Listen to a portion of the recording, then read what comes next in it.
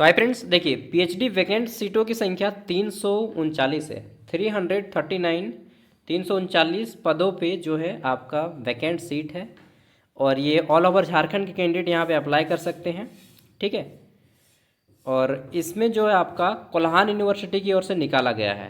चलिए देखते हैं कौन कौन सा सब्जेक्ट है। इसमें टोटल 21 सब्जेक्ट का ये इंक्लूड करके निकाला गया है। अभी हम इस वीडियो में पूरा कंप्लीट डिटेल इन्फॉर्मेशन देंगे आपको। तो देखिए, एंथ्रोपोलॉजी से 8 सीटें हैं, बांग्ला से 10 सीट है, बॉटनी से 11 सीट है, केमिस्ट्री से 19 सीट है, कॉमर्स से 47 सीट है 47। देन बात कर लेते हैं इकोनॉमिक्स। तो इकोनॉमिक्स में आपके 7 सीटें हैं, ज्योग्राफी में इंग्लिश में 12 सीट है, ज्योग्राफी में 18 सीट है, जियोलॉजी इसमें जो है 4 सीट है, हिंदी में ओनली 10 सीट्स है, हिस्ट्री में 39 सीट है, होम साइंस में 8 है, मैथमेटिक्स में 6 है, उड़िया में जो है आपका टोटल 10 है। वहीं फिलॉसफी की बात करें तो बहुत ज़्यादा है, 52। नेक्स्ट बात कर लेते हैं, फिजिक्स में ओनली 8 है, पॉलिटिकल साइंस में मात्र 23 सीट है, साइकोलॉजी में आपके 18 सीट्स हैं, संस्कृत में 8 सीट है। ठीक है। वहीं बात कर लेते हैं उर्दू में 4 और जूलॉजी में 17 सीटें। कुल मिला के 339 वैकेंट सीट है। किसके लिए? For PhD admission. ठीक है। तो चलिए अब हम लोग डिटेल में बात कर लेते हैं। तो देखिए, ये जो वैकेंसी आप देख रहे हैं ये पीएचडी एडमिशन के लिए निकाला गया है। ठीक है। Notification for admission to PhD program 2025 यानी कि 2025 में कोल्हान विश्वविद्यालय चाईबासा की ओर से निकाला गया है एडवर्टाइजमेंट पीएचडी एडमिशन के लिए। ठीक है। और कौन कौन अप्लाई कर पाएंगे वो भी जानेंगे। तो यहाँ पे बताया गया है कि कोल्हान यूनिवर्सिटी जो है online application are invited for admission to PhD program. ठीक है। और ये बताया कि कोल्हान यूनिवर्सिटी की स्थापना कब हुई है?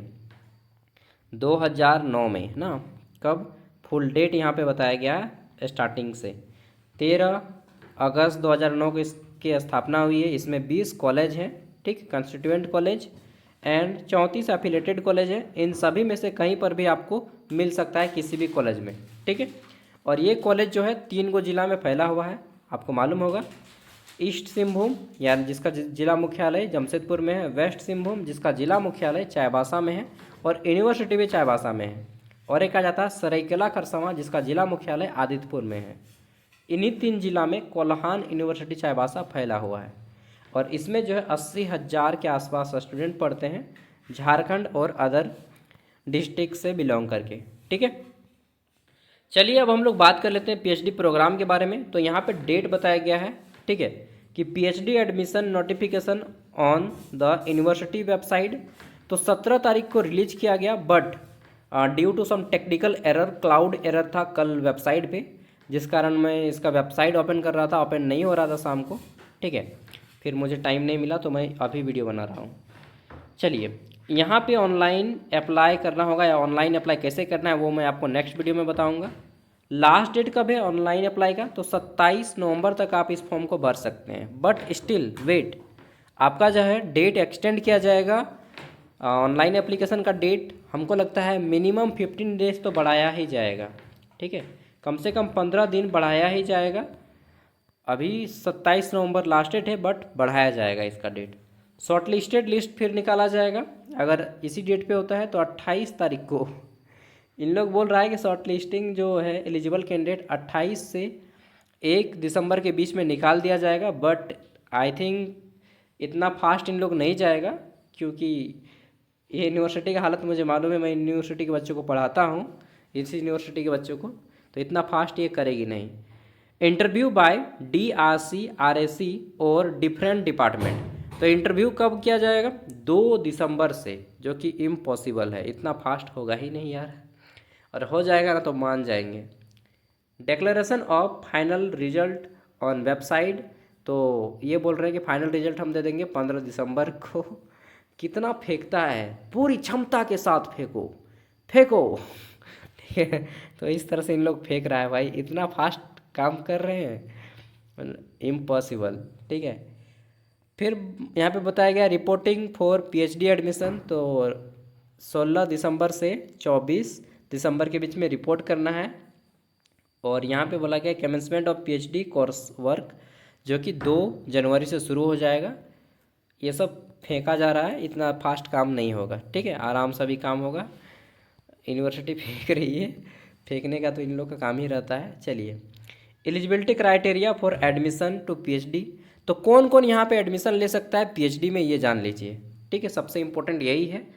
तो सबसे पहला बात यहाँ पे पॉइंट देखिएगा, पॉइंट नंबर 1, इसमें बोला गया है candidate who have qualified UGC और सीएसआईआर जेआरएफ या नेट, ठीक है। अगर आप यूजीसी नेट या सीएसआईआर नेट क्वालिफाई हैं then you are eligible for this position, ठीक है, to apply PhD program. NET PhD, ठीक है, या फिर गेट क्वालिफाई किए हैं, ठीक है, जो कि इंजीनियरिंग एंड साइंस बैकग्राउंड के लिए होता है, या फिर झारखंड टेट एग्ज़ाम, ठीक है, जेट जिसको बोलते हैं, वो एग्ज़ाम भी क्वालिफाई किए तो भी आप एलिजिबल हैं। JEST, sorry, DBT, DST, NBHM, CEED or any other equivalent national level examination qualify किए हैं तो आप एलिजिबल हैं यहाँ पे अप्लाई करने के लिए। और या फिर रेगुलर असिस्टेंट प्रोफेसर, ठीक है, currently working in the PG department, ठीक है, अगर आप रेगुलर असिस्टेंट प्रोफेसर हैं और पीजी डिपार्टमेंट में अभी काम कर रहे हैं या किसी कंस्टिट्यूएंट कॉलेज में काम कर रहे हैं under Kolhan university shall be eligible to apply, तो वो भी एलिजिबल है इससे अप्लाई करने के लिए। समझ गए? यहाँ पे पॉइंट नंबर 2 बताया गया है कि 2 year 4 semester masters degree program after 3 year bachelors degree, मतलब जो 3 साल का ग्रेजुएशन करके जो 2 साल का पीजी किए हैं, ठीक है, उनके लिए बोला जा रहा है। या फिर 1 ईयर और 2 semester masters degree program after 4 year और 8 सेमेस्टर। तो कौन, देखिए, पीजी अगर आप ग्रेजुएशन 4 साल का किए तो आपके लिए मास्टर 1 ईयर का हो जाएगा, जो कि अभी तक झारखंड में हुआ नहीं है, ठीक है। और qualification declared equivalent to the masters degree by the corresponding, 1 minute में पढ़ लेता हूँ, total body with at least 55% marks. तो ये बोल दिया गया है कि आप जो पीजी में, ठीक है, पीजी में 55% स्कोर किए हों तभी आप इसमें एलिजिबल हैं। नेट तो है लेकिन आपका पीजी भी होना चाहिए 55% के साथ। कब? जब आप जनरल ओबीसी हों, लेकिन एसटी एससी को यहाँ पे 50% में ही लिया जाना चाहिए। वो चीज़ यहाँ पे जिक्र भी नहीं किया गया है यार। 1 मिनट में फिर से पढ़ लेता हूँ, कहीं पे लिखा तो नहीं है कि 50%। देखिए यहाँ पे बोल दिया गया है कि masters degree by corresponding statutory regulatory body with at least 55% marks in A grade or its equivalent grade in a point scale.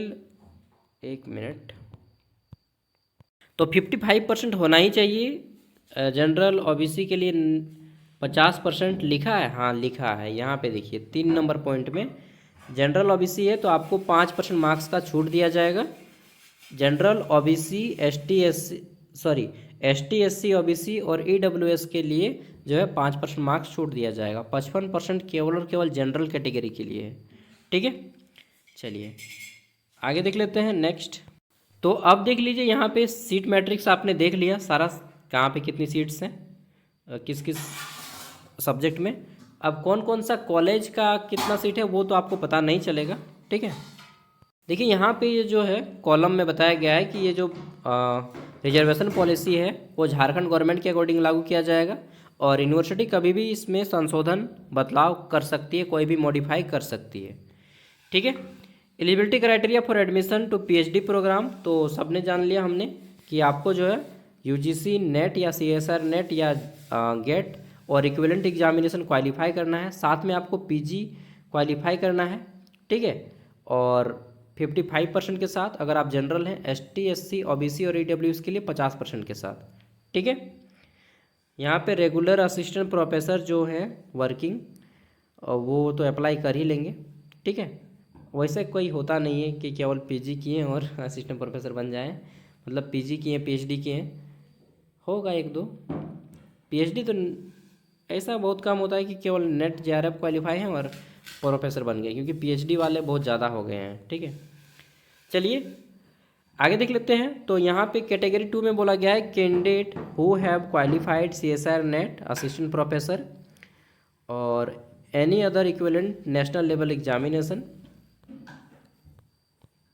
देखिए यहाँ पे मैं एक चीज़ आपको समझाना चाहता हूँ, इसको ध्यान से सुनिएगा। यहाँ पे कैटेगरी 1 और कैटेगरी 2 में कैटेगराइज किया गया है, डिवाइड किया गया है। वाई कारण है इसका। देखिए कैटेगरी में बांटा इसलिए गया है ताकि दोनों का जो सिलेक्शन प्रोसेस है वो अलग अलग है। कैटेगरी 1 में केवल उन्हीं को रखा गया है जो पीजी डिपार्टमेंट में वर्क करते हैं कोल्हान यूनिवर्सिटी के अंदर में, या फिर जो यूजीसी नेट या CSIR नेट या JRF क्वालिफाइड है, ठीक है, JRF के साथ क्वालिफाइड है, वो आएंगी कैटेगरी 1 में, ठीक है। और कैटेगरी 2 में वो आएंगे जो केवल नेट क्वालिफाइड है, JRF नहीं लिए हैं, या फिर जेट क्वालिफाइड है, ठीक है, विथआउट JRF। तो कैटेगरी 2 में कौन है जो JRF क्वालिफाई नहीं किए हैं, और कैटेगरी 1 में कौन है जो JRF क्वालिफाई किए हैं, चाहे गेट हो, चाहे UGC नेट हो, चाहे CSIR नेट हो। समझ रहे हैं? JRF क्वालिफाई है तो कैटेगरी 1, नहीं क्वालिफाई है तो कैटेगरी 2 में। अब देखिए कैटेगरी 1 और 2 का सिलेक्शन प्रोसेस अलग अलग है। क्या है? जो कैटेगरी 1 में आते हैं उनके लिए बोला गया है कि the candidate will be selected on the basis of their performance at the interview, ठीक है। द इंटरव्यू और वाइवा वो जो आपका होगा voice will be carry 100 marks. जो कैटेगरी 1 में आते हैं उनका एक इंटरव्यू होगा और मौखिक होगा वाइवा, ठीक है, 100 मार्क्स का, उनके द्वारा उनको सिलेक्शन दिया जाएगा। लेकिन जो कैटेगरी 2 है, ठीक है, इनका एग्ज़ाम होगा। The candidate score at the university, एक minute, the candidate score at the interview will have, देखिए जो कैटेगरी 2 में आते हैं उनका जो है 30% स्कोर जाएगा इंटरव्यू में, इंटरव्यू होगा 30 मार्क्स का, और 70% जो स्कोर रहेगा वो रहेगा आपका किस में, तो आपका नेट या जेट का जो स्कोर किए हैं उसके आधार पे, ठीक है। ये आपको कैटेगरी 2 में कैटेगराइज किया गया है। देख लीजिए यहाँ पे, समझ लीजिए कॉलम के माध्यम से कि इंटरव्यू ओनली इंटरव्यू होगा कैटेगरी 1 वालों का 100 मार्क्स का, ठीक है, जिसमें वाइवा भी रहेगा।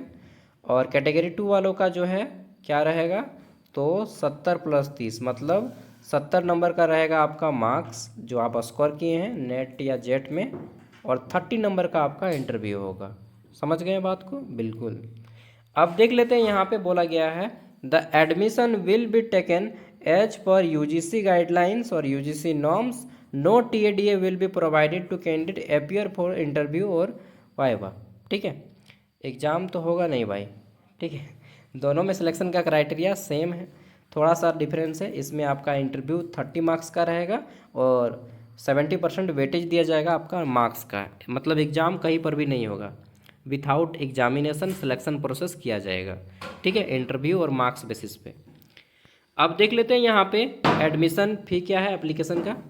तो अगर आप जनरल OBC है या EWS हैं तो 2000, ST SC है तो 1000, ठीक है। Application process fee on paid is non refundable, तो दोबारा आपको वापस नहीं किया जाएगा अगर आप एक बार फ़ी पेमेंट करते हैं, ठीक है। रीज़न फॉर रिजेक्शन, तो आपका रिजेक्शन का कारण हो सकता है कि आप जो सबमिट करेंगे फॉर्म वो कंप्लीट नहीं होगा, या पेमेंट नहीं करेंगे, या failure submit there supporting documents, ठीक है, तो ये सब आपका फेलियर हो सकता है, या receipt application after the last date specific information, receipt of application after the last date specified the notification. अच्छा, रिसिप्ट भी सबमिट करना है क्या? यहाँ पे देख लेते हैं तो एक बार, short listing, last date short listing of eligible candidate, interview departments, reporting time. अच्छा, यहाँ पे कहीं पर भी तो नहीं लिखा हुआ है, नीचे में शायद लिखा होगा रिसिप्ट सबमिट करने का, देख लेते हैं। Receipt of the application after the last date specified in the notification. तो जैसा कि यहाँ पे बताया गया है कि लास्ट डेट के बाद अगर आप फॉर्म सबमिट करते हैं, ऐसा कि होगा ही नहीं क्योंकि ऑफ हो जाएगा उसके बाद वेबसाइट, तो डायरेक्टली फिर आपका फॉर्म रिजेक्ट कर दिया जाएगा इनमें से किसी कारण से। जनरल इंस्ट्रक्शन दिया गया है कि अगर रिजर्वेटिंग कैटेगरी अपना कोटा फुल नहीं करते हैं तो फिर वह जनरल कोटा से कैंडिडेट को लेंगे। Admission to PhD program will be governed by the norms of a state reservation policy and same will be strictly adhered to तो इस सब को पढ़ लीजिएगा आप लोग एक बार, ठीक है, अगर आप अप्लाई करना चाहते हैं अच्छे से एक बार। एंड देखिए यहाँ पे पीएचडी वर्क जो कोर्स वर्क पेपर है उसके लिए कहाँ से कितना क्रेडिट मिलेगा वो चीज़ बताया गया है, ठीक है। तो यहाँ पे रिसर्च पेपर कोर्स, देखिए रिसर्च जो मेथड रहता है ये आपका 100 मार्क्स का रहता है। रिसर्च एंड पब्लिकेशन जो एथिक्स रहता है, ठीक है, ये आपका कितना रहता है 50 मार्क्स का। और साथ में बताया गया है the advance course in the relevant subject, ये रहता है 100 मार्क्स का, ठीक है। सिनॉप्सिस जो शॉर्ट नोट्स रहते हैं, ठीक है, इन प्रेजेंटेशन, ये रहता है आपका 50 मार्क्स का। टोटल 12 क्रेडिट का बनता है, ठीक है, मतलब कि कितना 400 मार्क्स का, 400 या 300, भाग दीजिए ना जी इसको 4 से, कितना आ जाएगा 300 मार्क्स का, ठीक है। 300 मार्क्स का टोटल, 300 मार्क्स। और ड्यूरेशन कितना है 6 मंथ, जनवरी से लेकर के जून 2026 तक। जिसको जिसको नहीं समझ में आ रहा है, जिनको भी, आप लोग सब समझ जाइएगा, एडमिशन लीजिए, ठीक है। तो thank you for watching this video. अगर आपको इसका पीडीएफ चाहिए तो पीडीएफ वीडियो के डिस्क्रिप्शन में दे देंगे। अगर मुझसे कुछ मिस्टेक्स भी है तो आप लोग डेफिनेटली, मैं बोलूँगा कि फीडबैक ज़रूर दीजिए और मैं उसको सुधारने का प्रयास करूँगा नेक्स्ट टाइम, ठीक है। जब भी वैकेंसी आती है मैं आपको इसी तरह से अलर्ट करता हूँ हमेशा। थैंक यू दोस्तों, जोहार। अब आप में से कुछ का डाउट होगा कि क्या हमें जेआरएफ मिलेगा। बिल्कुल आपको जेआरएफ मिलेगा। अगर आप जेआरएफ क्वालिफाई हैं तो आपको जेआरएफ का जो अमाउंट है 37,000, फिर एसआरएफ का अमाउंट हो जाता है लगभग 50,000, ठीक है, प्लस ही हो जाता है। तो वो सारे अमाउंट आपको दिए जाएंगे अगर आप एलिजिबल हैं, ठीक है। तो एडमिशन लीजिए एंड साथ में अपना इंटरेस्ट रिसर्च की ओर थोड़ा सा बढ़ाइए। Okay, thank you, bye.